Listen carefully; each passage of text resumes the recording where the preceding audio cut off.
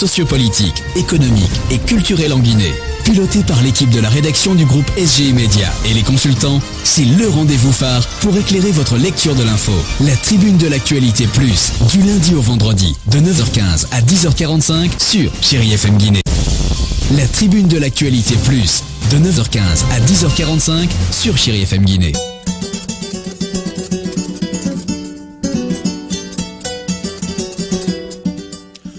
Jeudi 7 septembre 2017, mesdames et messieurs, merci de nous préférer pour le compte de l'émission La Tribune de l'actualité plus, l'émission qui analyse, commente et décrypte pour vous l'actualité en Guinée, en Afrique et partout dans le monde. 20 milliards de dollars américains, vous le savez, c'est l'accord de financement signé mardi entre gouvernement guinéen et chinois, une signature qui continue d'alimenter les débats dans la cité. Faya François Bruno sera tout à l'heure en direct dans cette émission. Dès l'entame, vous le savez, lui, il est le porte-parole du PDN, Parti de l'Espoir pour le Développement National, parti que dirige Elhadj Lansana Kouyaté. Trois invités ici dans ce studio sur ce plateau. Il s'agit de Dr Ibrahima Souri Diallo, il est le coordinateur de l'ONG Prisonniers sans frontières. Antenne Guinée, Adja Issa Diallo, membre de la dite ONG, chargée, elle est responsable de la commission Action Sociale. Et Maferin Camara, elle s'occupe de l'organisation. Toutes les deux, plus Dr Ibrahima Souri Diallo, sont donc membres de l'ONG Prisonniers sans frontières avec eux. Donc, il va être question de cette ONG, de son domaine d'intervention, des activités déjà menées sur le terrain, celles en cours, et également les perspectives. Dr Ibrahima Souri Diallo, bonjour et bienvenue dans cette émission. Bonjour Abakar Condé. Maferin Camara, bonjour. Bonjour, monsieur Condé. Micro, vous, bonjour. Bonjour, monsieur Condé. Mais Adja Issa Diallo, bonjour. Bonjour. Bonjour. Vous allez bien? Micro, vous regardez le micro, voilà. Ok. Aïssata Fofana, bonjour. Bonjour Abakar Condé et bonjour à nos millions d'auditeurs et de téléspectateurs qui nous suivent en ce moment. La mise en œuvre est assurée par Cabinet Sano, la réalisation assurée par Alassane Diallo et toute son équipe, composée ce matin de Mourou Kamara et Kadia Touré. Il est déjà en ligne, Faya François Bruno, le porte-parole du PDN. La Tribune de l'actu plus, l'invité. Faya François Bruno, bonjour. Faya François Bruno, bonjour. Faya François Bruno n'a pas le retour. La technique va s'employer très rapidement pour le rappeler. On le sait, 20 milliards de dollars américains. C'est l'accord de financement paraphé entre le gouvernement guinéen et celui chinois. Ça fait beaucoup de débats dans la cité, membres du gouvernement, acteurs de la société civile, classe politique, chacun donne son point de vue par rapport à cette situation. Aïssata Fofana. Bien sûr, parce que hier même, chacun disait son point de vue par rapport à ces 20 millions. 20 milliards. C'est 20 milliards plutôt. Chacun... il y a certains qui disaient que vraiment c'était... C'est un grand ouf de soulagement. Voilà, c'est un grand ouf de soulagement. Par contre, d'autres disaient que c'était un feu de paille. C'était de la poudre aux yeux. Justement, c'est lui qui l'a dit hier sur les antennes de la même onde. Mais nous disons que vraiment... cet argent, si la Guinée l'obtient, vraiment, ça pourrait vraiment nous aider dans beaucoup de domaines, tels que si nous prenons le domaine de la santé, bien qu'Ebola nous a mis à terre, mais nous avions besoin vraiment de relever le système sanitaire guinéen, mais aussi le niveau de l'éducation. Surtout parce que nous voyons qu'aujourd'hui, vraiment, c'est presque lamentable. Des étudiants, des élèves qui n'ont pas de niveau, et il y a aussi beaucoup de paramètres. Si nous prenons par exemple les universités.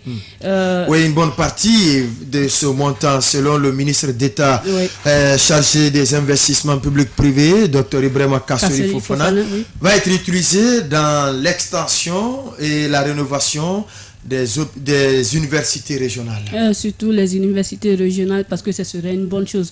Si nous voyons aujourd'hui, la plupart de nos étudiants font beaucoup plus de théorie que de pratique. Et même les outils qu'ils utilisent, presque ça date des temps coloniaux, donc disons comme ça. Et vraiment, je crois bien que ça pourrait être une bonne chose que les étudiants puissent bénéficier de ces avantages. Voilà, il est là déjà. Faya François Bruno, bonjour. Oui, bonjour Monsieur Condé. Ça n'a pas été facile de vous avoir. On parlait de ces 20 milliards de dollars américains. L'accord a été déjà signé. Vous, au PDN, quelle lecture vous faites de cette moisson, comme le qualifient déjà les gens de RPG Arc-en-Ciel? Bon, écoutez, ce serait prématuré pour nous de donner entièrement notre point de vue là-dessus. À partir du moment où c'est une annonce qui a été faite, on n'a pas encore les détails de l'accord. Ce serait important d'avoir des documents, faire lecture et sortir des analyses sur la base de la documentation.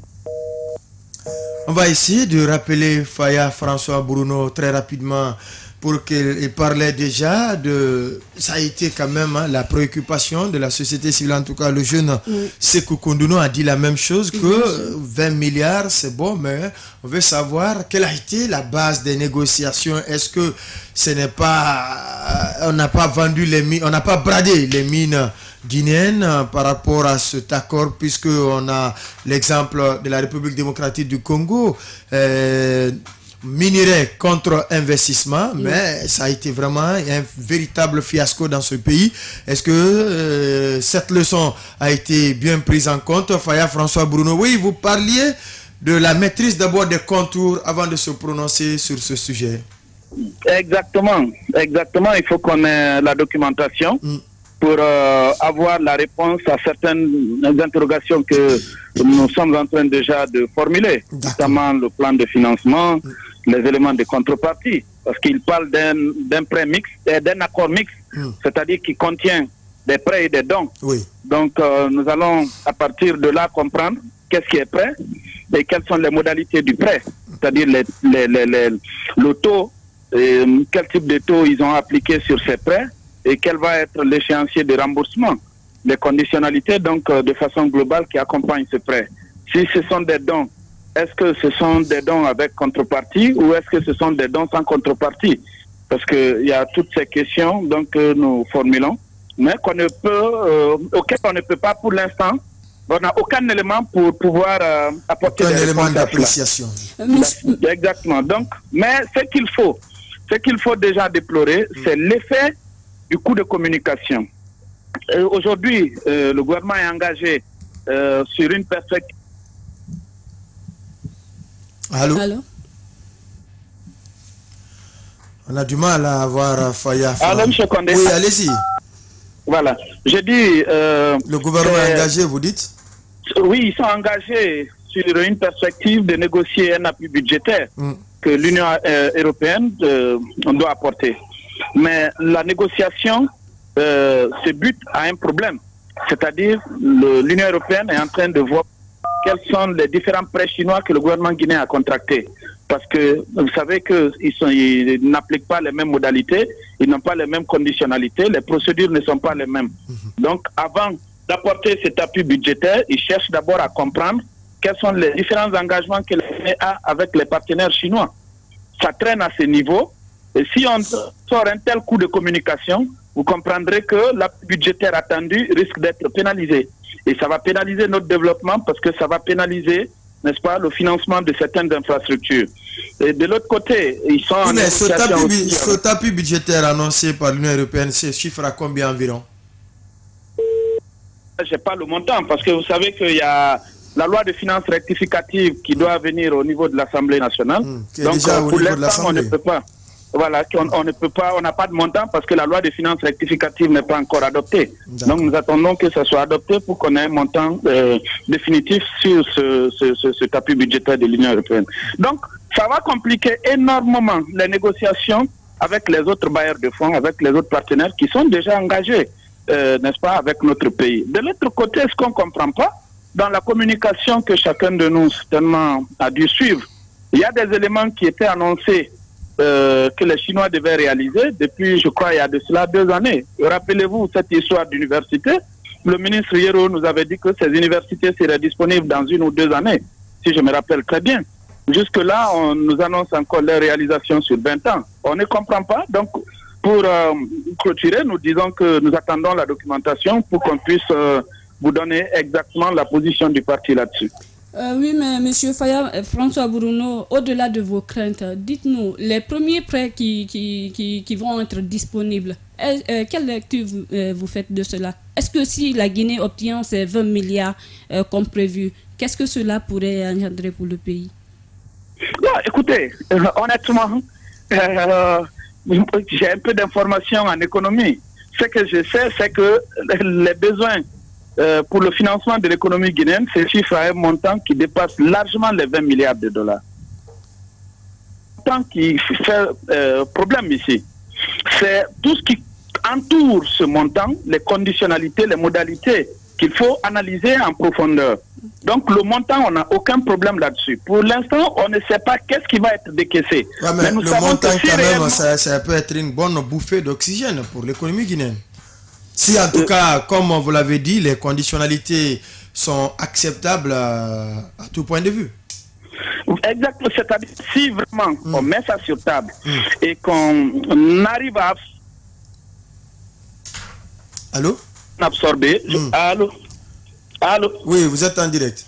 Mais est-ce que vous ne vous déplacez pas, puisque c'est compliqué là? Oui, c'est bon, vous m'entendez maintenant? Allez-y, voilà. Donc je disais que si vraiment on arrive à absorber ces montants et que ça soit bien géré, je pense que c'est vraiment une très très bonne chose pour le pays et nous souhaitons d'ailleurs qu'il y ait encore d'autres financements supplémentaires qui viendront s'ajouter à ces montants pour pouvoir réellement financer les activités de développement de notre pays. Par contre, là où il y a aussi notre contradiction, nous avons les anciennes enveloppes, c'est-à-dire le portefeuille que nous avons avec les autres partenaires étrangers, les autres structures financières internationales, le FMI, la Banque mondiale, la BAD et tant d'autres, et même l'Union européenne. On n'arrive même pas à absorber 30 de la Guinée par an. Allô? Oui, on n'arrive pas à absorber. Il faut que vous adoptez une bonne position, sinon on va être obligé d'interrompre le débat à ce niveau parce qu'il y a beaucoup de vide à l'antenne. Vous êtes là, Faya François Bruno? Oui, je suis là. Voilà, vous parliez de la capacité, de la faible capacité d'absorption. Exactement. J'ai dit nous avons beaucoup de montants mis à la disposition de la Guinée chaque année par les autres partenaires. On n'arrive pas à les absorber. Donc, avoir un gros montant, c'est une bonne chose. Mais quel est... Oui, mais sauf que souvent, les conditionnalités de décaissement, vous-même l'avez dit, certainement ne sont pas les mêmes. La Chine est moins rigoureuse dans certaines situations. Monsieur Condé, je vous donne un exemple. Allez-y. Je vous donne un exemple. Le financement de l'autoroute Conakry-Kindia. Il y a des partenaires chinois qui sont engagés sur ce projet il y a de cela 2 années. Jusque-là, on n'arrive pas à réaliser même les études, n'est-ce pas, par rapport à ce projet. Pourquoi? Parce qu'il y a une lourdeur administrative au niveau de la partie guinéenne. De l'autre côté, il y a des questions de choix stratégiques que jusque-là, le gouvernement n'arrive pas à trancher. Je peux vous donner un exemple.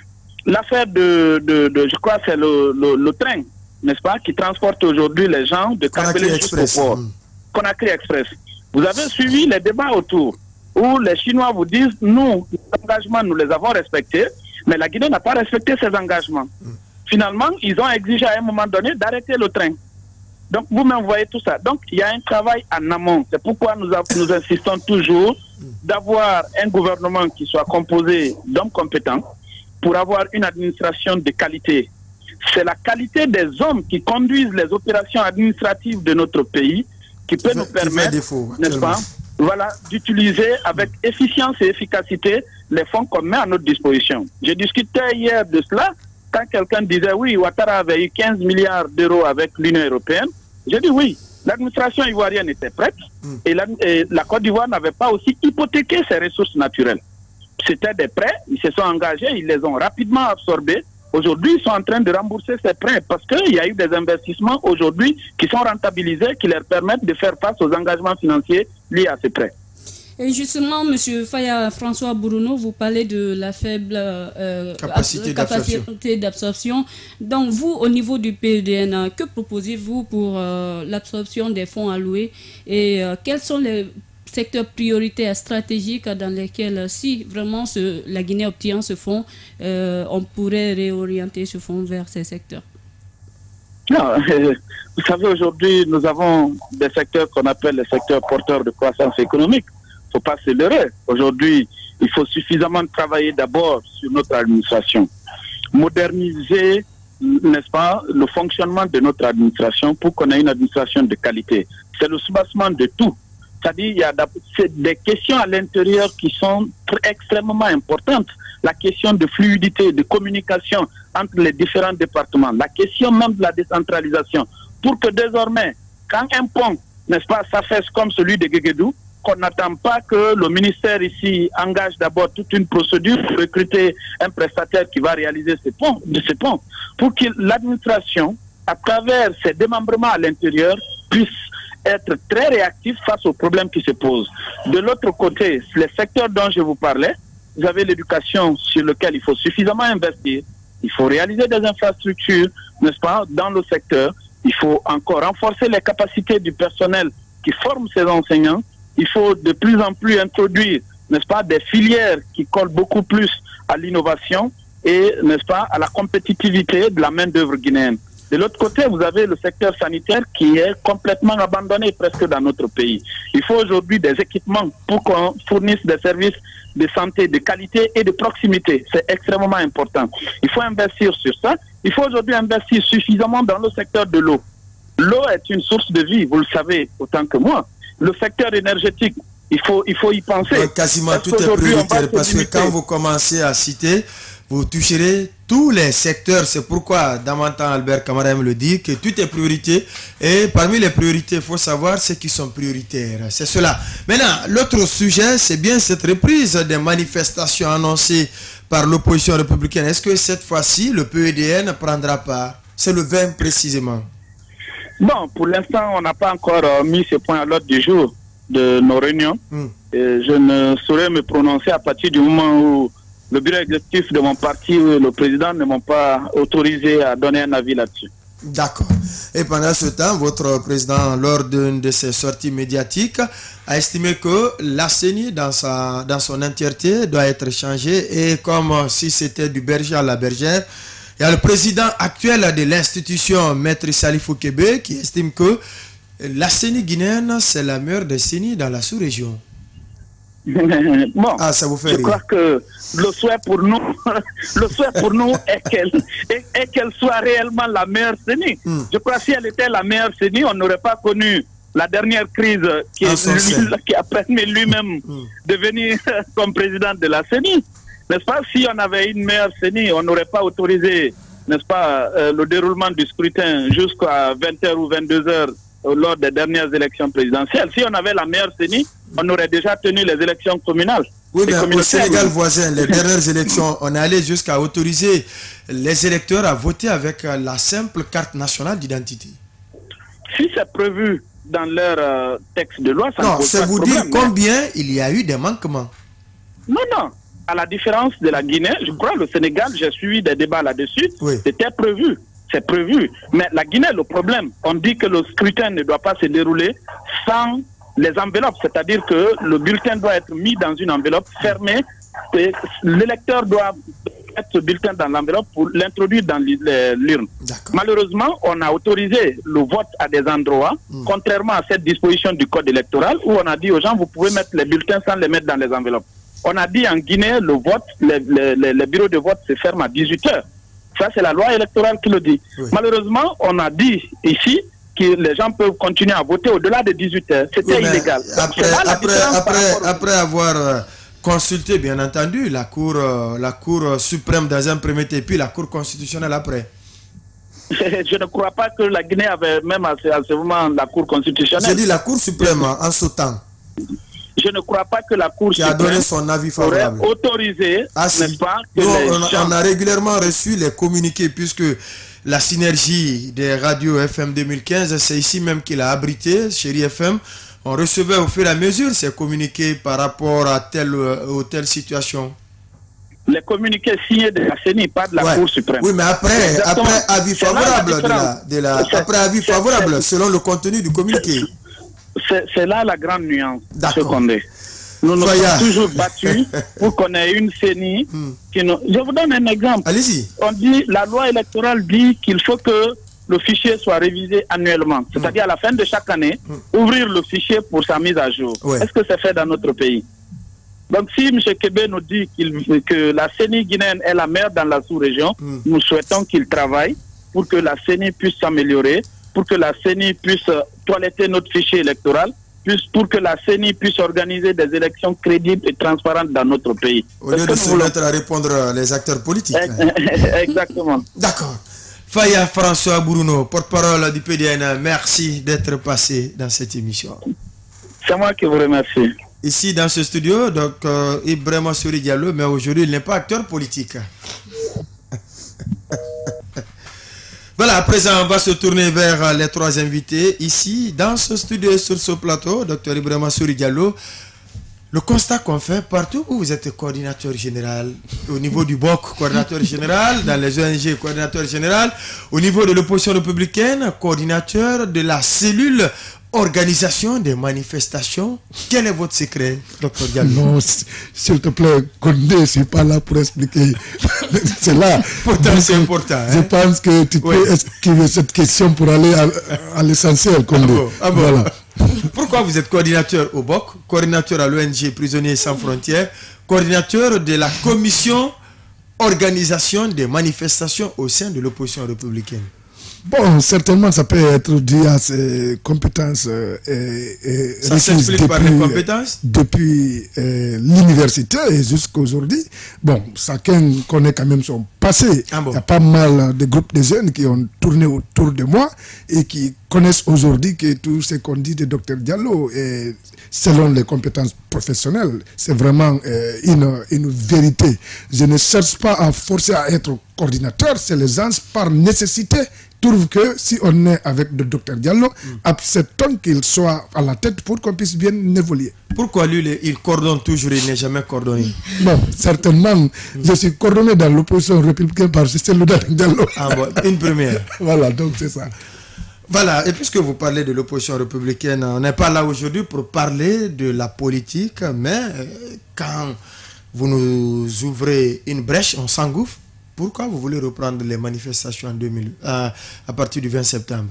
Bon, vous savez, il y a eu des manquements du processus de mise en œuvre des accords. Donc, lorsque nous avons estimé faire des manifestations le 10 août, ça a été question quand même des rencontres avec les autorités qui ont pensé à un moment donné, il fallait empêcher la tenue de ces manifestations. Nous n'avons pas du tout accepté parce qu'on pensait que ce n'était pas du tout, c'est-à-dire prudent de se contenter des dialogues politiques répétitifs qui n'aboutissent à rien.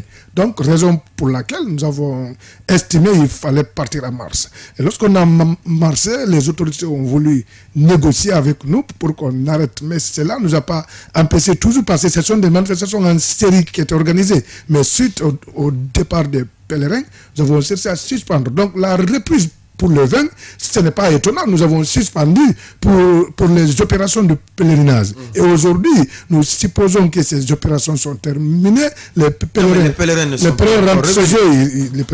commencent à rentrer le 16. Vous le savez. Nous pensons que la rentrée des pèlerins, ça n'empêche pas. Tous ne sont pas. On ne viendra pas prendre l'aéroport pour dire qu'un avion ne descend pas, il rentre chez eux. Il n'y a pas de souci. Tous les Guinéens sont là. Mais les manifestations sont vraiment ciblées. Nous avons, c'est-à-dire, projeté le 20 parce que c'est ciblé et nous pensons que nous avons raison d'annoncer la reprise. Vu tout ce qui est en train de se passer, vous venez de mentionner l'affaire des 20 milliards. Il est important qu'on en discute parce qu'on s'est retrouvé pour en discuter surtout et sur toutes ces questions. Surtout, vous voulez des comptes? Oui, bon, mais actuellement, on n'a pas le cahier de charge de cet accord entre la Guinée et la Chine. Mais est-ce que vous n'êtes pas pressé? La délégation n'est même pas arrivée. C'est pourquoi on dit qu'on n'est pas encore pressé pour débattre cette question. Raison pour laquelle nous on a estimé que lorsque on prend 20 milliards, on divise par 10 millions de Guinéens, 12 millions de Guinéens, chaque Guinéen aurait à rembourser à la Chine au moins 1630 €, 30 $. Donc c'est pour dire quoi? C'est pour dire que il est important de rappeler à l'ordre ce gouvernement, mais compte tenu, ils ne nous ont pas encore étalé le contenu de ceux qui sont partis négocier, on les attend on ne se presse pas, M. Condé. Mais est-ce que c'est pas ce montant annoncé aussi qui peut donner la diarrhée au sein de l'opposition pour reprendre les séries de manifestations? Non, ce n'est pas ça. Pas du tout. Dr Kassouri a été très clair là-dessus. Il dit qu'une bonne partie de ce montant va être allouée à l'assainissement de la ville de Conakry pour quelqu'un qui sait aujourd'hui que l'insalubrité bat son plein, et puis il y a la réhabilitation de toutes les voiries dégradées. Tout cela fait, est-ce que ça ne peut pas vous mettre en quarantaine? Non, vous n'aurez rien à vendre maintenant. Non, je suis désolé qu'on essaye de penser que, c'est-à-dire c'est lorsqu'on aurait ce montant qu'on peut essayer d'assurer l'insalubrité à Conakry. C'est pendant que la Guinée, c'est un état de droit, c'est un état indépendant, on n'a pas besoin de l'aide en principe pour vraiment assainir notre pays. Ah, si, on devait, écoutez, on a besoin de l'aide. Quand on prend l'argent ici en Guinée, on va investir pour des catastrophes ailleurs, c'est pendant que nous-mêmes nous sommes en phase d'incrimer ces mêmes catastrophes, alors il fallait agir là. Pour moi, ce n'est pas l'argent qui manque en Guinée. Il y a l'argent, mais c'est la façon de faire, c'est la volonté de faire. Pour moi, il est important de rappeler ce gouvernement à l'ordre. Les caisses de l'État sont remplies ce qu'il ne faut. Ils ne savent pas quoi faire avec l'argent. C'est pourquoi certains cadres prennent l'argent, partent déposer dans les banques suisses à l'étranger. Donc vous avez vu ici avec les institutions de Bretton Woods, lorsqu'on avait l'affaire de PPT, on a pu payer les dettes là avec les fonds propres du pays. Pour moi, ce n'est pas un problème c'est-à-dire des moyens. Le professeur Alpha Condé, s'il a la volonté, il a là où prendre réglé. Mais c'est que, vous savez, bel et bien, il y a eu des caisses de l'État qui ont été combien de milliards pour une élection ici. Les gens ont donné à la population pour vraiment acheter leur conscience. Donc, pour moi, cette décharge qui se trouve au niveau de Dar Salam, il est important de rappeler que cette décharge ne devait pas rester là. Il fallait chercher à voir comment il faut gérer, c'est-à-dire les déchets dans un pays. Mais qu'on nous trouve avec des moyens, c'est-à-dire des moyens de technologie développés, avancés, c'est ce qui nous manque. Mais quand même, transporter les camions sont là, il faut transporter hors la capitale. Mais les gens ont vu ça depuis le premier régime. Cette décharge était là. Ce premier régime, à ce moment, Hamdallah, c'était la brousse. Il n'y avait pas la route de Prince, mais les gens se venaient déverser là-bas les déchets. Ils ont vu que la population est venue, c'est-à-dire s'installer jusqu'au niveau de ces déchets. Ils n'ont jamais voulu les déguerpir. Non, quand je dis les gouvernements qui se sont succédés en Guinée, donc, parce que c'est pas seulement... Y compris l'actuel chef de file de l'opposition qui vous coordonne. Non, écoutez, pour moi, je ne suis pas là. Écoutez, je parle des gouvernements. Je ne suis pas là pour blanchir quelqu'un. Je parle des gouvernements. Tous ceux qui ont été membres des gouvernements savent. Tous, tant qu'ils sont. Non, quand je dis ça là, il faut que tu comprennes Condé. Non, parce qu'il n'est pas... Ce n'est pas à moi de comprendre. J'ai la compréhension au niveau des auditeurs. Voilà, donc un peu, il faut rappeler, ces gouvernements devaient quand même agir. Alpha Condé, bien, il est accusé de responsable. C'est parce que c'est pendant son mandat, que ce décès quand même, on peut tirer des angles. Ouais. Donc c'est pour dire qu'il est plus responsable que les autres gouvernements qui seront succédés. Donc pour moi, il doit vraiment endosser la responsabilité. Oui, il endosse. Alors c'est pourquoi aujourd'hui, il faut maintenant taire cette question, chercher maintenant de trouver des moyens, de voir des moyens, comment il faut enlever cette décharge là-bas, mais sans déguerpir la population. Parce que la population, c'est-à-dire les déchets là, ils sont venus trouver les déchets. Donc les déchets doivent être enlevés parce qu'ils ont laissé la population s'installer. Donc pour moi... Non, le chef de quartier de là-bas, il est même clair que la délimitation qui a été faite à l'époque, la Banque mondiale avait financé. Sidia Touré a rappelé que tout était prêt avant qu'il ne quitte le gouvernement, mais c'est après son départ que le projet, l'argent a été détourné pour d'autres. Donc voilà un peu de preuve. Mais ce n'est pas le gouvernement actuel qui l'a fait. Oui, je sais, ce n'est pas le gouvernement actuel, mais le gouvernement actuel aussi, c'est-à-dire l'État, c'est la continuité. Tout à fait. Si on voit Alpha Condé, ça va être une priorité pour lui, parce que c'était un danger. Priorité prioritaire ou priorité tout court? Non, priorité de priorité. D'accord. Il fallait faire comme ça. Oui, maintenant revenons sur l'opposition républicaine. Il y avait beaucoup de bisbilles. Est-ce qu'aujourd'hui, ces guéguerres, ces haches de guerre, ce linge sale, il est lavé? Bon, il faut noter que là, on a déjà déclaré sur ça. On a été convoqué par le chef de file de l'opposition. on est venu, c'est-à-dire repositionner notre positionnement.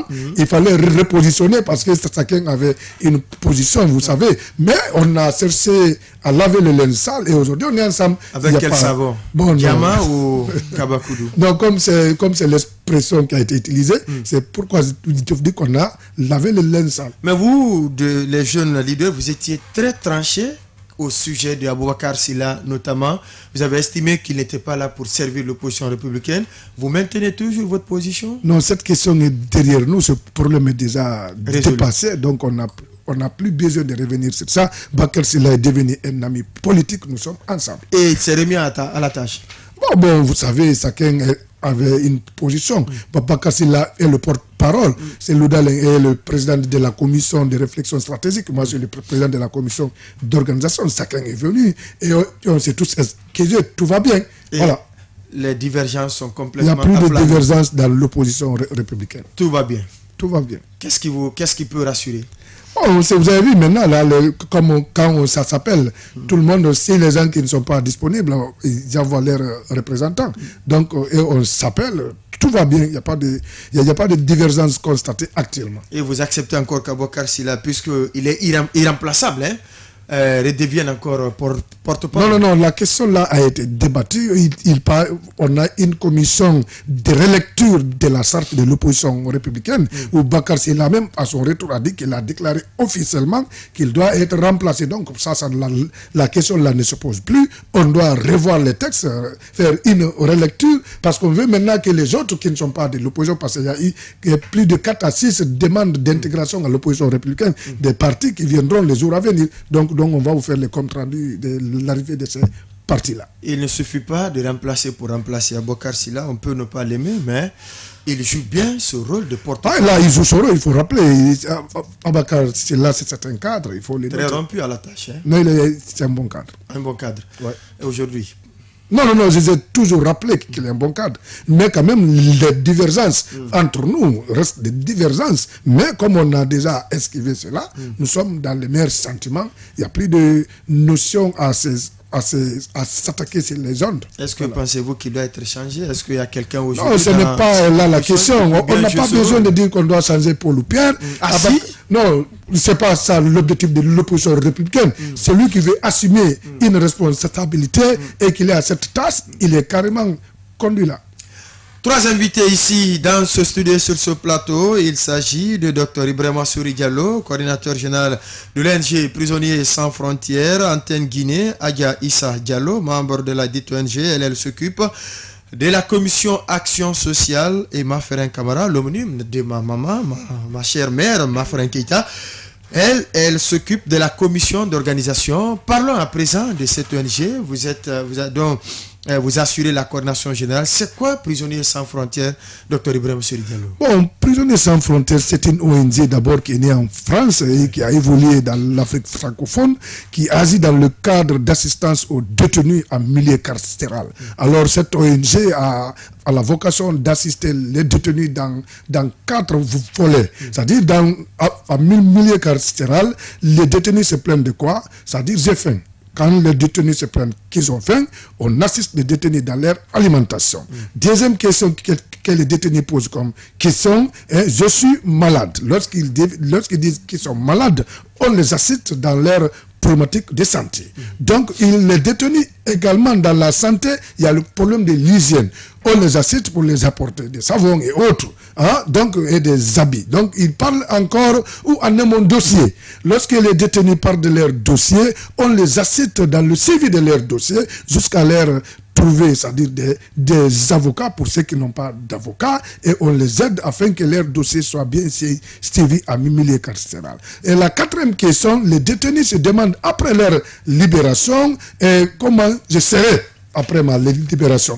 On les assiste dans la réinsertion socio-professionnelle. À ce sujet, nous avons pas mal. Adja Issa est là, c'est elle qui s'occupe des actions à dimension sociale de l'ONG. Nous avons fait des dons. Elle pourra bel et bien répondre à toutes vos questions relatives à tous ces dons qu'on a eu à faire. Dans les organisations, vous avez Maferin qui est là, qui participe à toutes les organisations que Adja Issa a réalisées. Parce que quand Adja Issa programme des dons, c'est Mafreng avec sa commission et les autres qui viennent exécuter. Et elle préside la mise en œuvre c'est-à-dire des activités. Donc là, nous avons réussi à travers notre ONG Prisonniers sans frontières à une compétition internationale qui a eu lieu. Nous avons eu le premier prix de l'Afrique et qu'on a obtenu le lauréat de Justice Maker 2017. Et aujourd'hui, ce tutoriel-là a nécessité l'obtention d'un projet qu'on appelle la prévention de la torture et la détention illégale. Cette prévention de la torture, c'est le thème de l'année de Justice Makers Genève. Vous le savez, Justice Makers œuvre dans le cadre de la prévention de la torture dans tous les pays du monde. Donc, cela, nous avons nommé, c'est-à-dire ce thème en Guinée, comme conférence nationale sur entre les acteurs de défense des droits. On va aborder tout à l'heure ce sujet. Maintenant, depuis quand vous existez en Guinée? Bon, vous savez, moi je suis venu en 2017, c'est-à-dire fin 2016, je suis investi coordinateur de MGN, mais l'ONG a existé en Guinée depuis 2005 par le biais d'un autre coordinateur qui est du côté de Kankan, Paul Guilavogui, qui a œuvré dans pas mal de prisons au niveau de Kankan, Zérékoré. Donc, mais jusque-là, l'ONG n'était pas encore connu parce que vous savez, en Guinée, toute ONG qui n'a pas vraiment son licence à Conakry, ça dit que c'est pas connu. Donc, et encore, les limites qu'il y avait l'ONG, parce que l'ONG n'a pas la vocation de faire des communications pour expliquer le contenu en milieu carcéral, la vie carcérale. Donc, on n'a pas le droit de dire tout ce qui se passe dans les prisons parce que nous venons coopérer avec les régisseurs pour assister les détenus. Donc, lorsque un détenu, on n'est pas là pour savoir s'il a tué quelqu'un, il a fait ceci, cela. Nous, on prend tous les détenus au même pied d'égalité, on les assiste tous. Et quand on vient pour faire... Est-ce que ce n'est pas une injustice mettre tous les détenus, loger tous les détenus à la même enseigne, alors que certainement tous n'ont pas commis le même délit? Non, vous n'avez pas compris. C'est que notre assistance aux détenus ne définit pas la couleur. C'est-à-dire qu'on ne vient pas pour savoir est-ce que le détenu là ne mérite pas de l'aide. Pour nous, tous les détenus nécessitent de l'aide au niveau de la prison carcérale. Voilà, ce sont tous des gens incarcérés, il faut les assister. Avant d'aller avec les deux autres, parce qu'elles pensent qu'elles sont oubliées, pas du tout. Qu'est-ce qu'il faut pour être membre de cette ONG? Bon, tout simplement, il faut accepter d'être volontaire parce que là, pour notre ONG, c'est d'être volontaire. Et tu ne peux pas venir dans l'ONG sans être formé. Lorsque tu viens dans l'ONG, on te forme d'abord, on te délivre, c'est-à-dire un certificat de formation et que tu détiennes cela et que le siège aussi, le siège qui a Paris puisse te reconnaître, tu sois fichier là-bas. Donc, ça veut dire que tous les membres de l'ONG aujourd'hui détiennent notre certificat de formation, détiennent un badge de membre. Celui qui n'a pas ça pour notre ONG, tu ne peux pas être membre. La qualité des membres se perd lorsque vous cessez de participer aux réunions et que vous demandez être rémunéré dans les activités parce qu'on n'est pas dans l'ONG pour être rémunéré. Docteur Ibrahim Sori Diallo, puisque vous côtoyez tous les jours, quotidiennement, les prisonniers, dites-nous, quelle lecture faites-vous de leurs conditions d'incarcération? Bon, vous savez que ce sont des questions qu'on ne s'apprête pas à répondre à Londres, mais nous assistons les détenus, leurs conditions de vie, ils nous expliquent quand même tout ce qu'on constate dans le milieu carcéral. Les gens pensent s'il y a torture et autres, nous n'a pas constaté ça en milieu carcéral. Ça, c'est pas certainement dans les commissariats et autres, parce qu'on n'a pas le droit de venir assister les détenus dans les commissariats. Ce n'est pas notre rôle. Notre rôle, c'est lorsque vous êtes en prison, vous êtes c'est-à-dire dans une prison ou dans une maison centrale. Alors là, nous vous assistons et nous constatons que les détenus à l'intérieur, ils sont assistés par d'autres ONG qui viennent faire le même rôle que nous. Donc il y a une synergie des ONG qui évoluent en milieu carcéral. Aujourd'hui, lors de notre conférence nationale, vous allez voir qu'on va dévoiler la présence de toutes ces ONG. Chacun viendra dire ce qu'il fait en milieu carcéral. Mais nous ne sommes pas du tout permis de venir expliquer les problèmes, voilà, ce qu'on constate, tout, faire une lecture des statistiques du milieu carcéral. Mais au-delà de l'assistance que vous faites, est-ce que vous faites aussi des rapports de plaidoyer au niveau de la justice pour parler des problèmes que rencontrent les prisonniers guinéens? Effectivement, il faut rappeler que nous avons déjà une section dans notre ONG qui s'occupe des contacts et qui rencontre les avocats, qui rencontre les magistrats, les juges, pour les attirer l'attention de ce que vivent les détenus. Mais nous n'avons pas un pouvoir d'imposer à un juge ou bien à un magistrat quelconque pour vraiment dire que voilà, si vous ne faites pas ça, c'est pas bon de faire des déclarations. On demande l'assistance. Donc on les assiste pour que ceux qui n'ont pas été passés, il y a des gens, c'est des présumés coupables, il y a des gens, c'est des interpellés non jugés. Donc quand vous êtes là-bas, vous êtes interpellé non jugé, vous avez fait un temps là-bas, votre dossier a été oublié.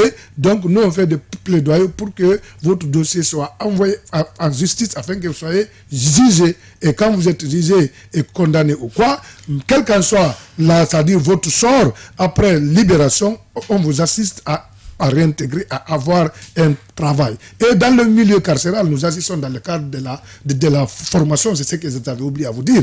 On forme les détenus, c'est-à-dire encore des métiers, à savoir, il faut les apprendre à faire la couture, il faut les apprendre même à préparer, à faire beaucoup de choses. Après la libération, qu'ils trouvent un travail. Donc voilà un peu tout ce qu'on fait en milieu carcéral et que les responsables de la commission action sociale, elle sait combien de fois nous avons fait des dons, et ces dons-là, c'est des dons qu'on a eu à travers nos partenaires depuis Paris, qui nous donnent chaque mois et chaque trimestre des allocations trimestrielles. Des allocations trimestrielles viennent à tous les pays de l'Afrique, là où se trouvent prisonniers sans frontières. Ce sont des dépenses qu'on vient quotidiennement préparer à manger pour les détenus, faire des jardins maraîchers, tout, pour que les détenus puissent, en milieu carcéral, avoir une activité à l'intérieur pour qu'ils puissent survivre. Et donc, nous avons même d'autres vocations dont on va vous développer lorsque la nécessité... Ces allocations-là, on peut estimer... Non, on va se tourner vers... oui, vous, pour être membre d'abord, Ibrahim Sori Diallo a dit que vous avez suivi une formation, Hadja Issa Diallo. Quel type de formation vous avez suivi et qu'est-ce qui vous a motivé à être membre de l'ONG Prisonniers sans frontières? Bon, moi, dans Prisonniers sans frontières, j'ai été déjà... Bon, c'est un ami d'abord qui m'a invité, qui m'a parlé de l'ONG.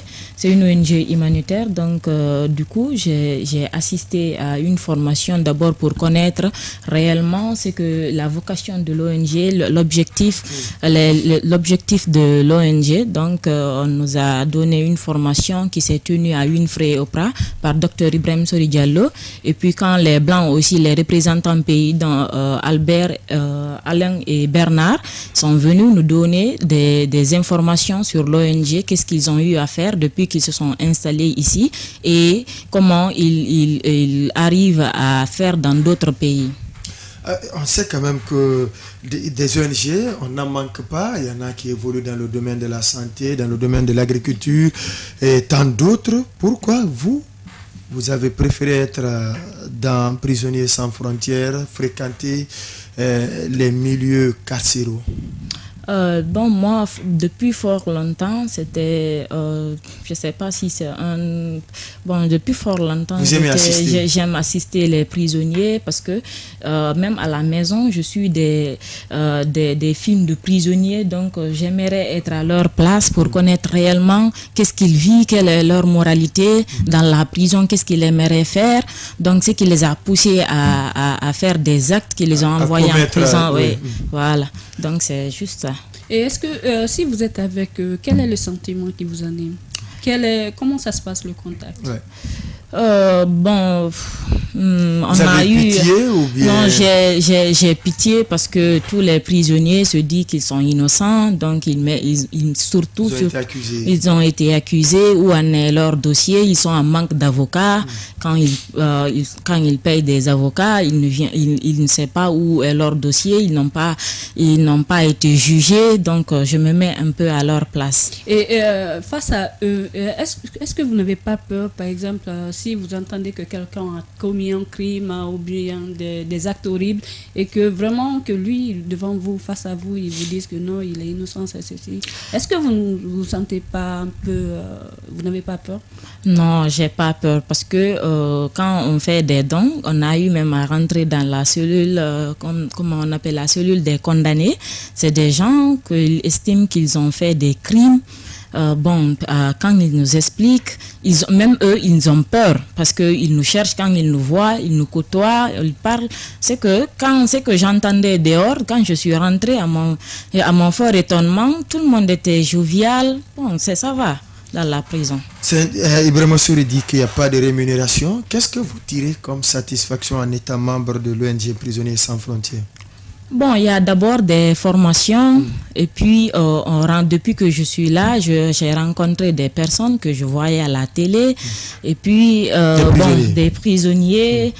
Aussi, à chaque fois aussi, je rencontre des personnalités. D'accord. On va se tourner vers Maferen Keita, Maferen Camara aussi. Ma maman est Keita, elle est Maferen bien entendu. Oui, vous, qu'est-ce qui vous a motivé à être membre de cette ONG? Merci. C'est l'un de mes amis qui m'avait appelé. Élevez la voix. C'est l'un de mes amis qui m'avait appelé. En ce moment, j'étais à marché d'emploi. Donc, lorsqu'il m'avait appelé, j'étais partie chez lui. Il m'avait beaucoup expliqué. Moi aussi, j'ai vu. Il m'a dit de venir le samedi, qu'on va se croiser au Chiez. J'étais venue là-bas. Comme réunion, j'avais rencontré le docteur. Le docteur nous avait expliqué. Après, une semaine après, ils nous ont programmé de suivre une formation. J'avais suivi la formation là aussi. Après, les Blancs étaient venus, M. Bernard et Alain. Ils étaient venus ici pour une semaine. On avait suivi une formation là-bas aussi, un mercredi. Donc, ça m'a donné une motivation d'assister. Moi aussi, j'ai appelé d'autres de mes amis de venir. Et la formation portait sur quoi exactement? Qu'est-ce qu'on vous a... sur quoi la formation a tourné comme thème? C'était tourné juste pour la détention des prisonniers à la prison. Avec des explications et des amendements. Les gens étaient venus poser des questions. Ils nous ont convaincus là-bas. Avec les parcours qu'ils ont faits. Maintenant, j'étais obligée d'assister. Mais vous étiez sur le marché de l'emploi, si je vous comprends, vous étiez en train de chercher le premier boulot, c'est ça? Non. Alors, pourquoi vous dites que vous étiez sur le marché de l'emploi? Oui, j'étais sur le marché d'emploi. Mais entre-temps, j'étais à Gangan FM là-bas, pour une stage là-bas. Donc, j'ai suivi des stages pour 6 mois. Après, comme j'avais peu de temps, je partais à l'école comme avec de la DISA parce que j'ai étudié à Dubreka. Je venais tardivement. Maintenant que la remise était faite, maintenant j'ai appelé mon ami. Après, il m'avait dit de venir chez lui pour m'expliquer ça, quoi. Et depuis que vous êtes dedans, qu'est-ce que vous tirez comme profit? Depuis que vous êtes au sein de cette ONG, quels sont les avantages auxquels vous êtes parvenu? Les avantages, donc, comme à la maison centrale, c'est avec l'ONG que j'ai eu l'occasion de rentrer. Pour une première fois. Donc, je suis rentrée là-bas. Je me suis vue avec des prisonniers, avec pitié. Il y a de ces jeunes là-bas, ils ont fait 10 ans. D'autres 7 ans, ils n'ont rien fait. Il y a des gens qui disent qu'ils ont fait 15 ans sans rien faire. Ils sont là-bas, d'autres sont déjà malades. Ça fait pitié, quoi. Ça fait pitié. Oui. 3 invités ici dans ce studio sur ce plateau. Dr Ibrahima Souri Diallo, coordinateur général de l'ONG Prisonniers sans frontières, Antenne Guinée. Hadja Issa Diallo, membre de la dite ONG, responsable de la commission Action Sociale, et Maferen Camara de la commission d'organisation. On va se tourner vers Hadja Issa Diallo. Afona avait une question pour elle avant qu'on ne se tourne vers Maferen. Alors, la commission Action Sociale, quel est son rôle proprement dit?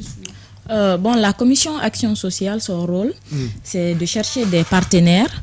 Après avoir trouvé ces partenaires, qu'ils nous fournissent des dons, par exemple des savons, des kits sanitaires, que ce soit des savons, des livres, des habits. Donc, en un mot, c'est ce que l'Action sociale fait dans l'ONG. Vous faites la récolte de fonds Oui. et aussi du matériel. Oui. Et après, vous empochez? Bon, non, on n'empoche pas. Non, on n'empoche pas. C'est possible parfois. Non, on n'empoche pas. Surtout quand on est diallo. Non, on n'empoche si. pas. Non, muni d'un ordre de mission, du moins, on va rencontrer d'abord le régisseur avant le jour. On l'informe qu'on doit faire des dons dans la maison centrale. Donc, avec son accord, on revient le lendemain pour faire les dons et on s'assure à ce que les dons viennent dans la main des prisonniers parce qu'on ne laisse pas les dons avec les gardes pénitentiaires. On rentre juste dans la chambre des prisonniers. Oui, et on rencontre les chefs de chambre, on leur explique et devant tous les autres, ensemble, on fait les dons. Et après, on mène des investigations parce qu'on a des gens à l'intérieur pour leur demander si réellement ils arrivent à recevoir les dons. Le milieu carcéral, nous savons que c'est des dossiers qui sont très sensibles. Comment faites-vous pour convaincre les partenaires de vous aider? Bon, on a déjà reçu une formation sur ça, dans ce sens, faire un plaidoyer au niveau des partenaires. On leur explique à travers les investigations qu'on a fait, on les explique réellement dans le milieu carcéral quels sont les problèmes que les prisonniers sont confrontés. Donc, par rapport à ça, ils nous donnent aussi, eux aussi, ce qu'ils peuvent faire, quoi. Est-ce que c'est toujours les mêmes partenaires ou bien Donc bon, ça varie selon les besoins. Par exemple, tout récemment, le club Rotary de Camayen, qui sont des partenaires à nous ont offert 40 cartons de savon, 80 seaux et 80 gobelets. Donc ça varie. Et on a un autre partenaire qui est le propriétaire de Topaz. Donc lui aussi, il peut nous fournir des bassines et des savons aussi. Ça dépend des besoins des prisonniers. Et alors, allez-y. Mais est-ce que vous vous tournez aussi vers d'autres ONG, des jeunes qui peuvent aussi s'investir? Oui, on se tourne aussi vers d'autres ONG parce que, par exemple, quand les Blancs sont venus, nous sommes partis au CICR pour voir réellement eux aussi ce qu'ils peuvent faire pour l'ONG. Et alors, depuis que vous êtes à la tête de la commission Action sociale, vous avez fait combien de dons? On n'a fait pas assez de mal de dons. La première fois, on avait fait des dons. C'est les membres de l'ONG même d'abord qui ont collecté des habits, des savons. Nous sommes venus donner ça aux prisonniers. Deuxièmement, c'est quand les Blancs sont venus, ils sont venus avec des habits, 2 valises d'habits. Nous sommes venus faire les dons aussi. Troisièmement, c'est quand le club Rotary de Camayen est venu nous donner les savons et les 80 gobelets et 80 seaux. On a fait ça aussi, c'était même sorti à la RTG. Et maintenant, on prévoit avec l'allocation trimestrielle qu'on a, on a prévu d'acheter des couvertures aussi pour eux parce que c'est la saison pluvieuse. Et après, on attend juste que... vers la fin, nous sommes au mois de septembre. Oui, bon, il y avait une chose qui nous... Parce qu'il y avait des ordures dedans. Le régisseur tenait à ce qu'on fasse d'abord le déguerpissement avant de faire les dons. Parce que les prisonniers, à chaque fois qu'on partait, ils nous suppliaient de vraiment déguerpir le coin. D'accord. Maintenant, tous ces dons, est-ce que ça a permis à alléger leur souffrance? Est-ce que parfois, vous causez avec eux? Oui, parfois, oui, on cause avec eux. Par exemple, il dit, il y a d'autres qui n'ont pas leurs parents n'acceptent pas de leur rendre visite. Par exemple, les savons qu'on envoie là-bas, ça leur permet de laver leur habit, s'ils n'ont pas d'argent pour acheter. Donc, vraiment, ils sont ravis des dons qu'on fait. Et Dr Ibrahima Souri Diallo, tout ça pourquoi? Bon, tout ça pour répondre, c'est-à-dire aux exigences de Prisonniers sans frontières, parce que Prisonniers sans frontières, c'est pas nous qui avons créé l'ONG. L'ONG est créée avec ses objectifs, nous on obéit à ces objectifs-là. On cherche à mettre en œuvre les recommandations, comme ce qu'Adja Issa vient de vous dire. Elle a parlé clairement sur ce qu'on est en train de faire en milieu carcéral. Rappelons que nous avons des projet en cours en milieu carcéral, vu le constat. Parce que ce constat, nous avons constaté quoi? Les détenus, il y a certains détenus condamnés, ils ne sortent pas pour aller se soigner ailleurs. C'est l'infirmerie qui se trouve à l'intérieur de la maison centrale qui les soigne. Mais c'est l'infirmerie avec l'entretien avec le médecin qui se trouve là-bas, il nous a fait comprendre qu'il a des besoins.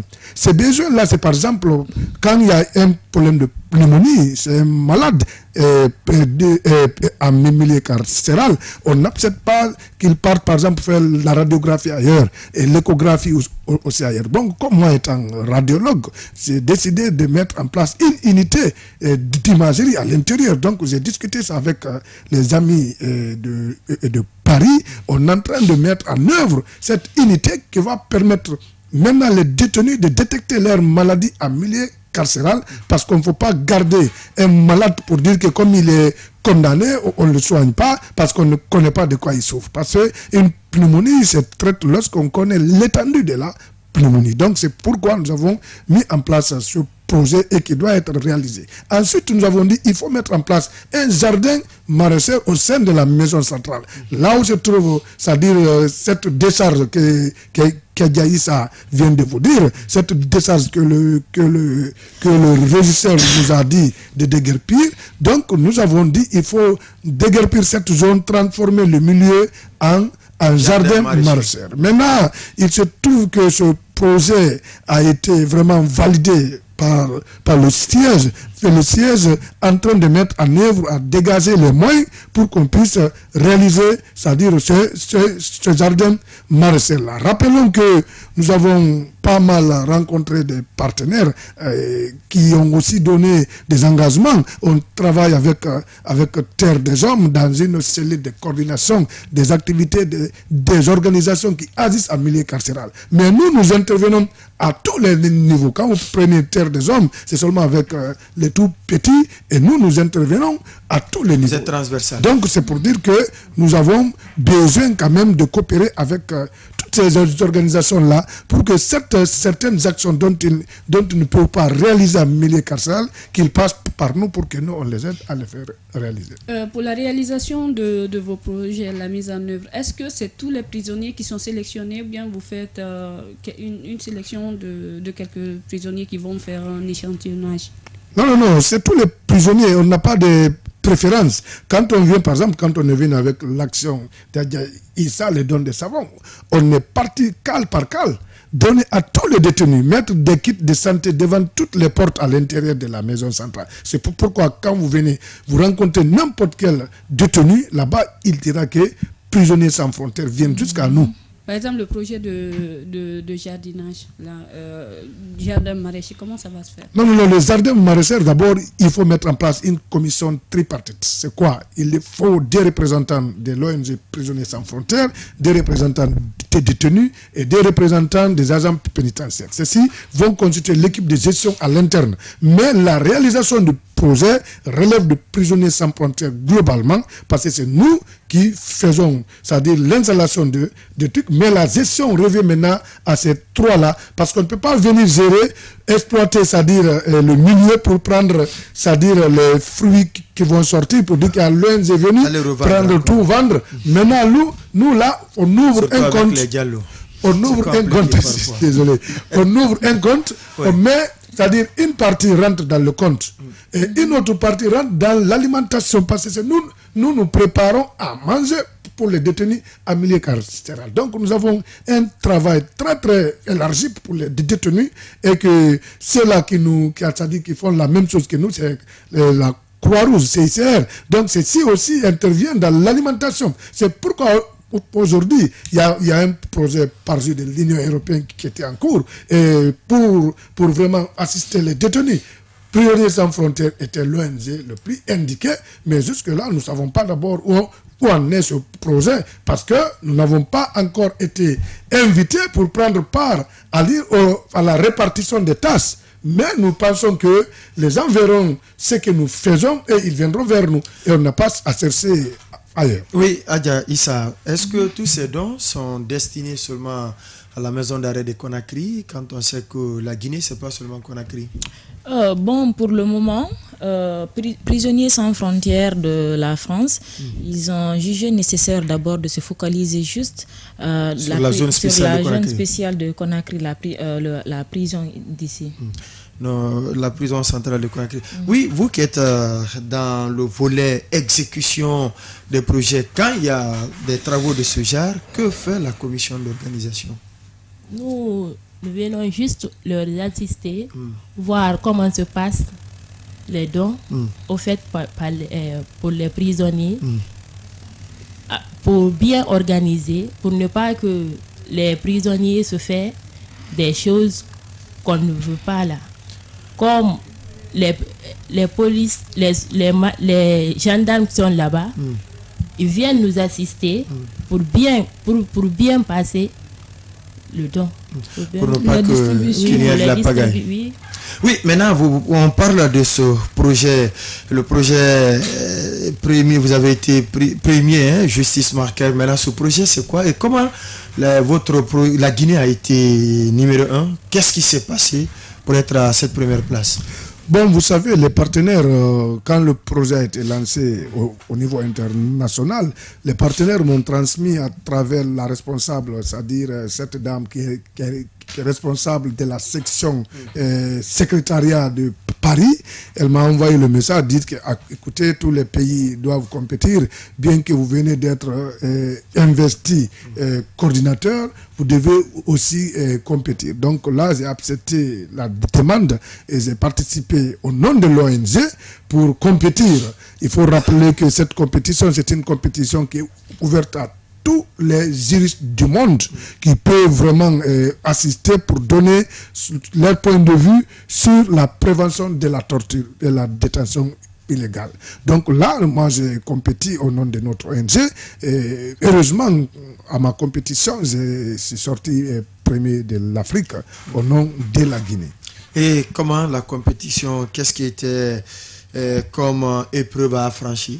Bon, les épreuves, c'est par rapport au projet d'avenir, par rapport à la prévention de la torture. C'était de monter un projet cadre qui délimitait, qui montrait les actions fiables, quels sont les moyens qu'il faut envisager dans un pays pour vraiment que la torture soit carrément bannie. Donc, celui qui a apporté plus d'éléments, c'est-à-dire justifiant le moyen pour vraiment barrer à la torture, a été lauréat. Donc, il y a eu, je ne suis pas le seul lauréat, mais c'est le premier lauréat. Il y a certains pays africains aussi qui ont eu des lauréats, mais c'était le numéro 1. Et qui parle de lauréat, parle des primes, hein? Voilà. Des trophées. Voilà, donc ce trophée, je l'ai obtenu, je l'ai déjà. Il aura remise de ce trophée lors de l'ouverture de notre conférence nationale. Donc c'est pourquoi, quand j'ai bénéficié lauréat, je suis venu présenter lauréat par l'ONG et l'ONG a encore bénéficié un financement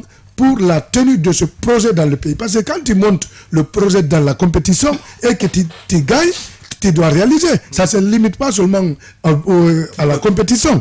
Donc tu dois réaliser. Donc par conséquent, et si on finit là en Guinée, je dois partir, on doit me financer avec mon ONG pour aller faire la même chose dans les autres pays pour vraiment les enseigner l'exemple guinéen. C'est pourquoi j'appelle à toutes les autorités de la Guinée de prendre, parce qu'on les a invités, toutes les couches, c'est-à-dire socio-professionnels sont invités pour qu'ils viennent rendre cet événement, de donner un éclat particulier à cet événement, vu que c'est la Guinée qui doit donner l'exemple aux autres. Donc ça c'est un défi qu'il faut vraiment relever. C'est pourquoi Justice Makers Genève observera à l'ouverture de cette conférence nationale ici au Palais du Peuple, sous le haut patronage du Premier ministre chef du gouvernement. Un communiqué. Non, c'est pas un communiqué, il faut rappeler seulement ce qui est le patron de l'événement, c'est le Premier ministre chef du gouvernement. Maintenant, quel va être le déroulé de cet événement? Qu'est-ce que Prisonniers sans frontières va faire comme activité pendant toute votre mandature? Bon, vous savez que l'événement, cette événement, vous parlez seulement de la conférence nationale ou bien pendant mon mandat? Tous les deux. Voilà, donc je commence par le mandat. Le mandat, je suis investi, il n'y a pas de date limite du mandat. Donc je suis investi pour toujours. Donc c'est lorsque le siège... Et là, le Guinéen aime bien ça. Hein? Donc c'est lorsque le siège décidera.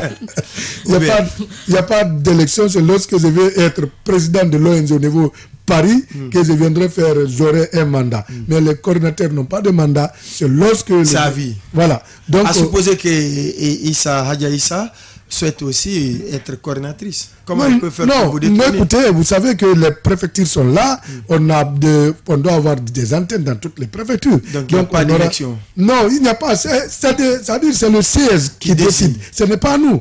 Nous, c'est la représentation. Je suis nommé. Je ne suis pas élu. Même en cas de manquement. Je suis nommé. S'il y a des manquements, ceux qui m'ont nommé vont me destituer. Ils vont vous revoquer. Voilà. Donc, je ne suis pas élu. Je suis nommé.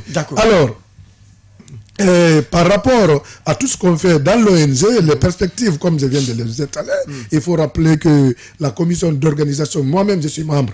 Donc Hadja Issa qui est de la commission Action sociale est membre de la commission d'organisation. Donc en temps d'activité, tout le monde est membre. Donc tout le monde est réquisitionné. Par conséquent, qu'est-ce qu'on fait? Nous avons des priorités. Les priorités, c'est quoi?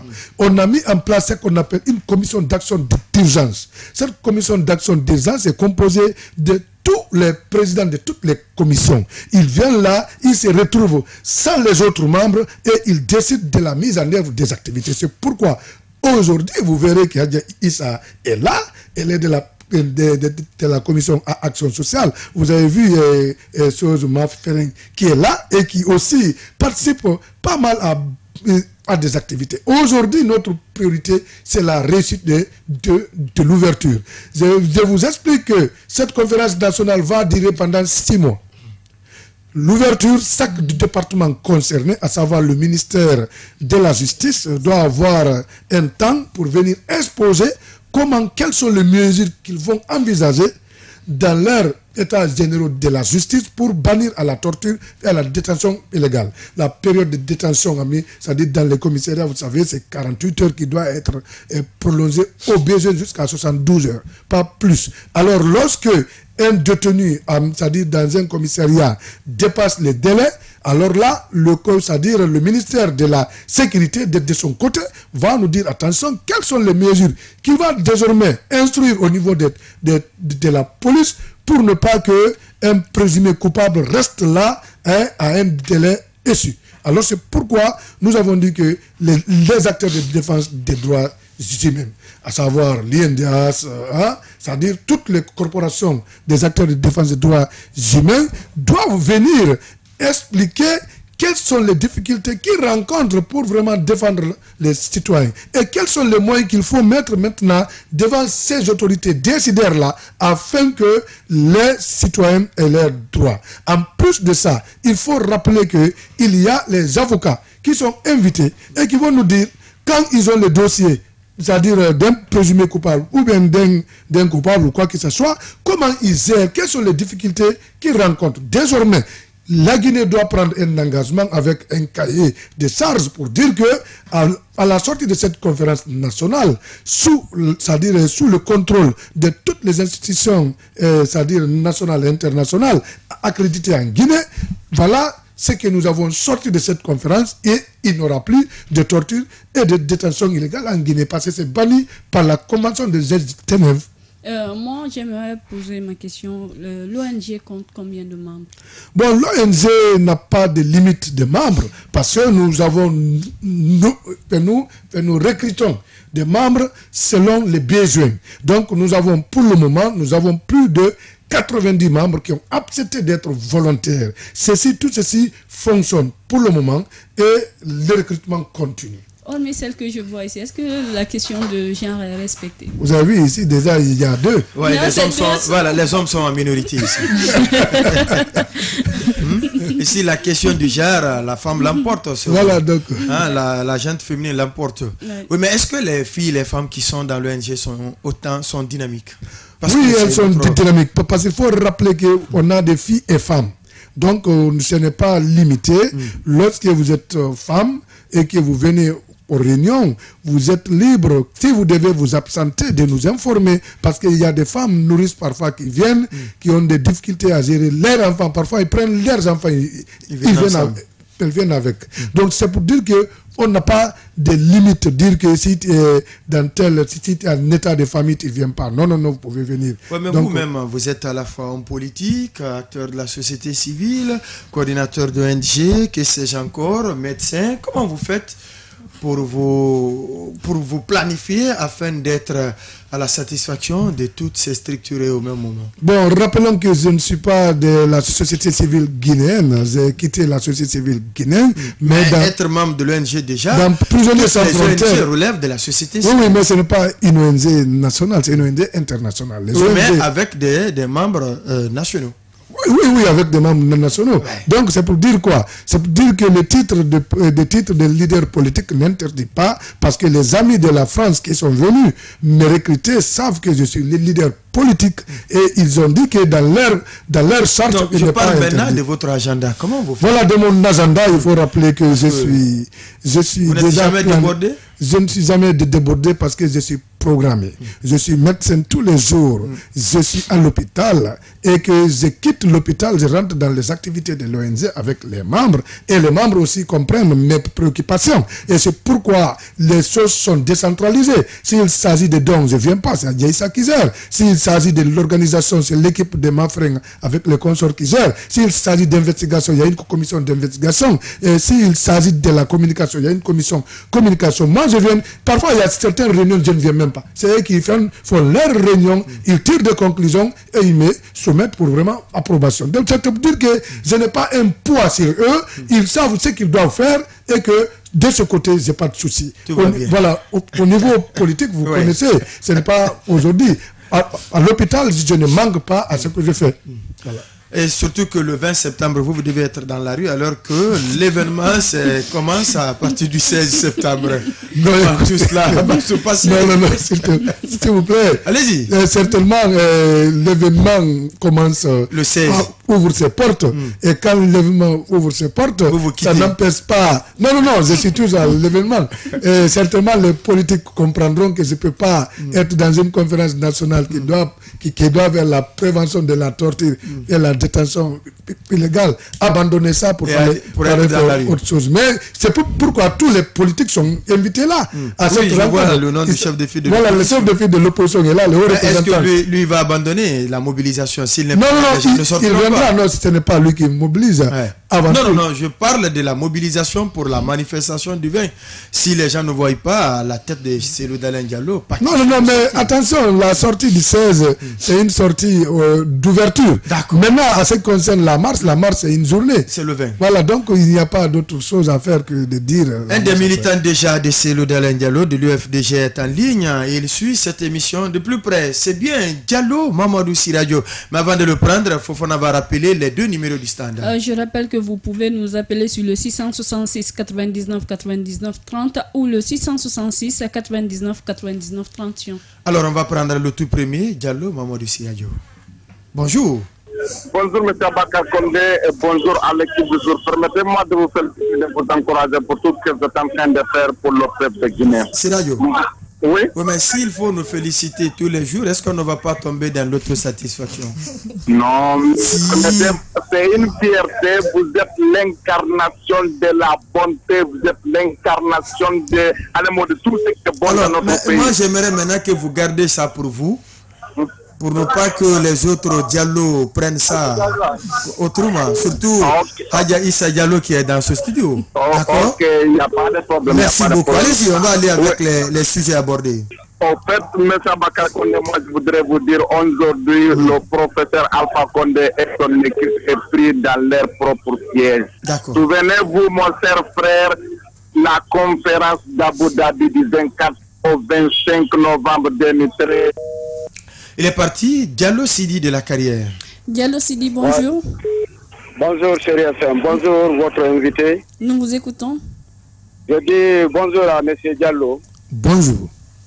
Je vais demander, M. Diallo, l'opposition guinéenne dit chaque fois on fait le marche aujourd'hui, on laisse après un mois, 2 mois, on fait. Nous, le militant de l'opposition, on fait on dit l'opposition, quand on fait le marche, on commence aujourd'hui, qu'on se termine jusqu'au bout.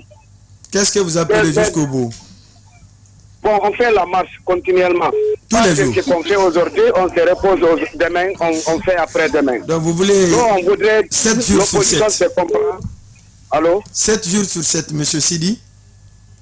Je dis, quand on dit le marche commence le 1er ou le 20, on continue jusqu'au bout. C'est que nous, on voudrait, nous, les militants de l'opposition guinéenne. Oui, mais le jusqu'au bout, là, c'est quoi? Qu'est-ce que vous voulez dire? Bon, on continue la marche, c'est qu'on obtient ce qu'on voulait. Oui, tous les jours, continuellement, parce que même si Alpha envoie 200 milliards de Guinée, ça n'importe rien. D'accord. Vous êtes largement compris, Sidi Diallo de la carrière. Camara Moussa de Dabondi. Oui, bonjour. Bonjour. Ouais, je salue votre invité, Dr Diallo. Oui. Il y a une fille qui lui a fait respect. Il y a des questions à votre invité. Allez-y. Bon, la première question, est-ce que Dr Diallo n'a pas regretté pour soutenir le FRA en 2015? D'accord. Deuxième question, il est prêt pour accompagner M. Sidi Touré en 2020. D'accord. Troisième question, un opposant qui prend 500 millions en tant qu'opposition, s'il prend le pouvoir, il ne va pas tourner tout l'argent des contribuables guinéens. C'est ça mon question, merci. D'accord. Kalo Ibrahim. Bonjour mes frères, bonjour à votre équipe de jour, bonjour à vos invités. Allez-y. Prévu que le ministre de l'enseignement venait là-bas, mais décliné offre parce qu'il a dit... Mais Kalo, il y a une radio qui est allumée à côté. Ça, voilà, il y a de l'écho. Il a dit ce matin que c'est hier qu'il a été appelé et c'est cette radio qui est écoutée jusqu'à côté de Cancan. C'est pour cela qu'il préfère de partir là-bas ce matin. Ça, je n'ai pas aimé ça. Qui? Le ministre de Kaokare. Oui, il avait été annoncé sur... il devrait être l'invité aujourd'hui. Il est à Kindia, certainement il règle les détails. Il n'est pas à Kindia, c'était hier seulement appelé dans une radio de la place. Il a accepté l'offre hier. Aujourd'hui, il est dans ce studio. Il dit que c'est parce que c'est leur écoute qui est majoritaire. Il a estimé que c'est son là qui les a écouté. C'est pour cela qu'il est parti là-bas. Or que votre télévision et votre radio, c'est l'un des radios exemplaires dans ce pays. C'est vous d'ailleurs qui faites que beaucoup de cadres écoutent certaines émissions. Maintenant, si lui, en tant que ministre, il vous donne son accord, après il gâte ça, je ne sais pas où on va. Peut-être c'est parce que... Non, mais il faut le comprendre aussi, Kalo Ibrahim. Il faut relativiser. Il faut relativiser. Je remercie Dr Diallo pour le prix qu'il vient de avoir. Je sais, la Guinée, au niveau de la prison, c'est la catastrophe totale. On envoie les gens là-bas pour apprendre le banditisme, pas pour le réinscrire, comment on dit, éducation. On ne leur donne rien là-bas, pas de menuiserie. Tout ça là s'est transformé en autre chose. Donc, les Guinéens doivent patienter parce qu'il faut quelqu'un qui peut faire ça pour nous. Je vous remercie que de rester notre pays. On va prendre Ba Amadou de Matam. Bonjour Monsieur Ba. Oui, oui, bonjour. Comment allez-vous? Dieu merci. Nous vous écoutons. Je dis bonjour à vos invités. Je leur félicite et les encourage. Mais j'ai une question dans ma tête. Je demande à Dr Diallo son problème de ministre Froscal en Guinée là, avec vous avez l'employé ici là. Comme la version guinéenne là, où ils sont à la justice ou bien parce que j'ai beaucoup étudié le problème dans les différentes radios. Certainement, vous n'avez pas suivi. On l'a eu pourtant sur ce sujet avant-hier. C'est pourquoi aujourd'hui on n'en a pas parlé. Je vous suis continuellement. Non, ça c'est une évidence. Vous nous suivez, ouais. Je vous suis continuellement. Je le suis en direct. Il a donné sa version de fait. Vous avez même invité celui qui se dit l'autre parti, dès que possible. L'autre parti n'est pas avec. Et nous sommes curieux, un politicien violeur, de ce que nous ne voulons pas dans notre pays. Je vous explique heureusement que ça va, comment ça nous va faire se passer. Je vous remercie. Merci d'être intervenu aussi dans cette émission, le 666 99 99 30. Ou le 666 99 99 30. En attendant, le prochain auditeur, est-ce que vous avez regretté d'avoir soutenu Sidi en 2015? Non, je n'ai jamais regretté ça. C'est un cadre à qui vraiment j'ai eu confiance. C'est pourquoi je l'ai accompagné. Donc je ne l'ai pas encore quitté, il doit se rappeler de ça. Mais quand il va, c'est-à-dire changer de bord, c'est-à-dire écouter, être battu, son parti est resté dans l'opposition d'après lui. Lui, il est parti être le haut représentant. Moi, je suis de l'opposition. Il sait que je l'ai accompagné, c'est parce qu'il est de l'opposition. Et moi, je reste de l'opposition. S'il y a de l'opposition, il me tend la main. Aujourd'hui, je serai avec lui. Parce que j'ai confiance, c'est comme celui d'Alain Diallo. Aujourd'hui, il me tend la main, je serai avec eux. Mais il faut rappeler que je suis de l'opposition pure et simple. Et aujourd'hui, entre tous les acteurs de premier rang, Sidia Touré, celui d'Alain Diallo, Lansana Kouyaté, Abouakar Silla, vous-même, Dr Faya Milimono ou encore Elhaj Papa Koli Kourouma, pourquoi pas Lucien Makanera, qui vous pensez assurer l'alternance en 2020? C'était moi-même. Il n'y a pas à demander. Écoutez, l'alternance, c'est avec moi. D'accord. Et l'autre question, est-ce que vous allez raccompagner encore Sidia en 2020? Mais Sidia doit m'accompagner moi aussi. Cette fois-ci. Alors, c'est-à-dire, c'est une question de choix. Le premier tour, si je rate, Sidia me demande, c'est-à-dire de l'accompagner, je viendrai. Si elle me demande, je viendrai. Mais c'est le premier qui me demandera. Hein, je vais, parce que moi, je suis un parti donc vous n'avez pas besoin d'examiner les clauses. Attention, moi je suis indépendant. Ce n'est pas ça. Moi, je suis indépendant. Je suis un leader politique indépendant. C'est pourquoi je ne saisis pas des alliances avant la compétition. C'est quand je perds, maintenant je cherche qui peut faire ce que je veux, je l'accompagne. Ah bon?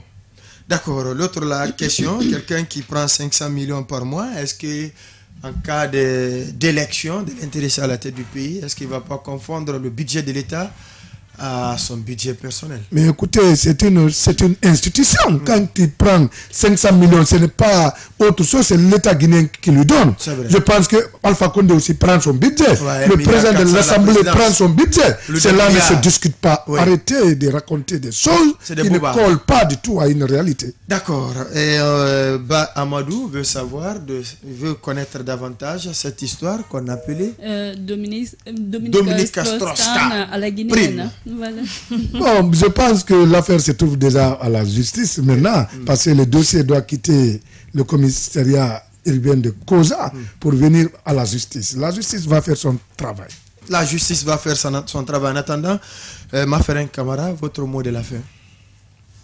Moi, je remercie les auditeurs. À plus, je vous remercie encore, M. Condé. C'est un devoir. D'avoir nous accueillir dans votre radio. Vraiment, je vous remercie infiniment avec la demoiselle. Ok, merci à toi aussi. Oui, Hadja Issa. Bon, moi, je vous remercie et je remercie tout un chacun. Et j'appelle aussi la population guinéenne à participer à cette conférence qui doit être tenue le 16 septembre au Palais, dans la salle du 28 septembre. Je vous remercie. Ouais. Docteur Ibrahim Soria. Merci d'avant tout, je remercie la radio Stéréo FM et TATV et la télé.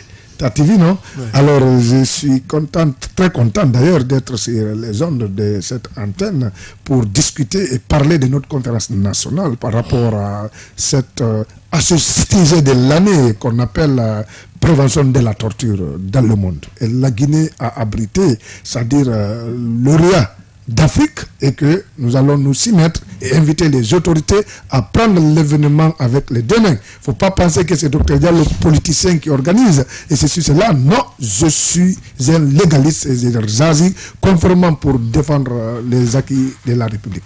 Merci donc à ces trois invités d'être passés dans cette émission. Demain, vendredi, au compte du dernier numéro, nous aurons ici, dans ce studio, sur ce plateau, Mami Diaby. Mami Diaby est le directeur général adjoint de la SOGEB, la société guinéenne d'exploitation du backbone national, avec qui on va évaluer l'état d'avancement des travaux à ce niveau, les perspectives, un autre rendez-vous à ne manquer sous aucun prétexte. Merci à vous également, Aïssata Fofana, pour la co-animation. Merci à Bouakarami Bangora Cabinet Sano pour la mise en onde, Alassane Diallo, Kadia Touré et Mourou Kamara pour la réalisation côté TV. La rediffusion de l'émission, c'est à 22h05 sur Chéri FM ou 22h15 sur Africa Today Télévision, ou encore aller sur notre site www.tamtam Guinée pour suivre l'intégralité de cette vidéo. Merci de l'attention et portez-vous bien. La tribune de l'Actu Plus, c'était avec l'équipe de la rédaction. Du lundi au vendredi, de 9h15 à 10h45 sur Chéri FM Guinée, la tribune de l'actualité plus.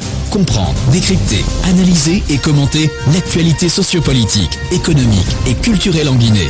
Piloté par l'équipe de la rédaction du groupe SGI Média et les consultants, c'est le rendez-vous phare pour éclairer votre lecture de l'info. La tribune de l'actualité plus, du lundi au vendredi, de 9h15 à 10h45 sur Chéri FM Guinée. La tribune de l'actualité plus, de 9h15 à 10h45 sur Chéri FM Guinée. Chéri FM.